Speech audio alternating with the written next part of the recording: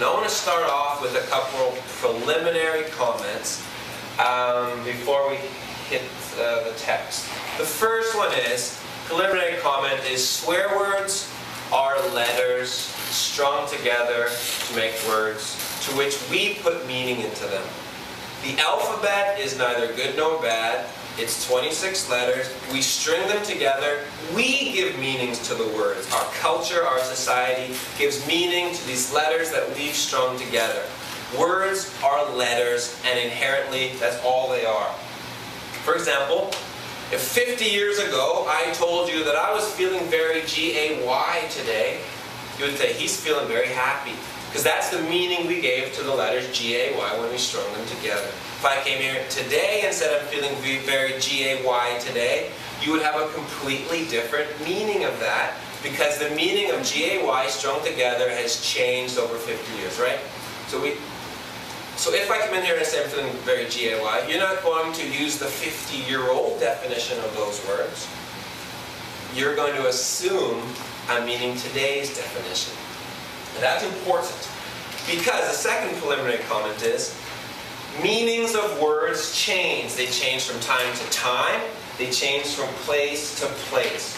For example, 30 years ago, when I was a kid, I would never have said, I screwed up the computer, because it's sexual definition to that word. But today, I mean, it's probably like the Pope says it. You know, he screwed up his computer. Like, that old definition is on its way out, and now it just means I made a mistake, I broke it. No one reads the old sexual definition into that word anymore. So time to time, definitions of words change, and place to place. As I said when I was a kid, S-H-I-T was an N-O-G-O. It was a no-go. It was not an option. But then the funny thing was, I'd go to the valley, visit my uncles on the farm, Christian guys, like elders in the church, and they say, hey, watch out for the horse, S-H-I-T.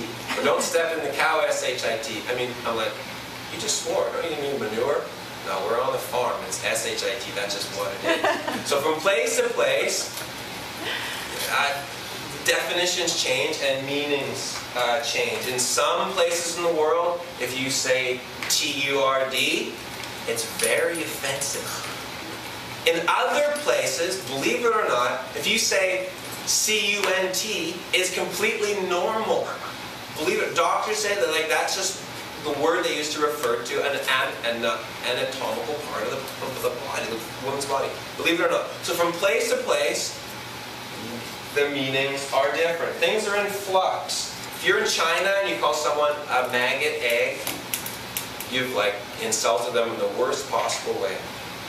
No, I don't even need M-A-G-G-O-T-E-G-G. Here's obviously it's not a big deal. I don't even hesitate to say it, maggot egg. So they're letters strung together to form words. The definitions, the meanings of those words, we give it to them, and they change from time to time and from place to place.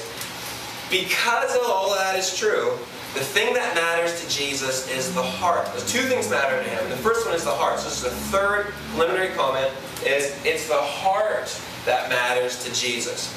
A month ago, I saw Hulk Hogan in the airport in Atlanta. And let's say, imagine, he'd been listening to our podcasts, and he recognized me, and he came up to me and he said, dude, you are effing awesome.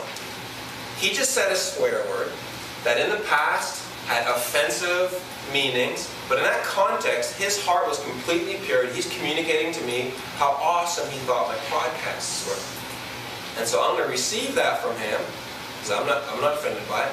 I hear you saying, I'm awesome, using colorful language to get that meaning across to me. In that setting, there's no offense. Other people he could say that to would be offended, but in this context, it didn't happen. Then again, if you're, another one is, if someone came up to me and said, let's say I just helped somebody or I did something good, they said, dude, you are the S-H-I-T. I'm not thinking, he just thinks I'm manure. I'm thinking, no, he really likes me. He thinks I'm awesome. That's his heart. Jesus looks at the heart. His heart was saying, you're awesome. He happens to use colorful language communicating my awesomeness. Whereas a teacher, you put up your hand in class, a teacher listens to your question, and then he says, that was a dumb question. Dumb is not a swear word. But from his heart, he's not showing love, he's not showing encouragement, he's dismissing you. You're going to carry that wound with you the rest of your life. A little child brings a piece of artwork to his parents. The parents say, you didn't do a very good job. That's quite terrible, in fact. Terrible is not a swear word, but the heart is communicating this dismissal of the child's effort, and they will carry that wound with them for years. So for Jesus, it's the heart, not so much the letters that we string together to form words. He looks at the heart, and says, what was the motivation of the heart when he said those words? But he also cares about something else. In case you're ready to tune in completely out. He cares about context. Context is almost everything.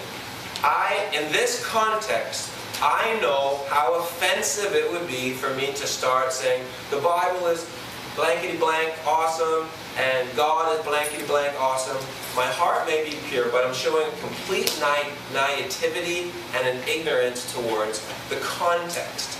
I was in prison as a chaplain, and some kid was trying to encourage another kid to read the Bible, and he said to him, dude, you got to read the Bible. It's good S-H-I-T.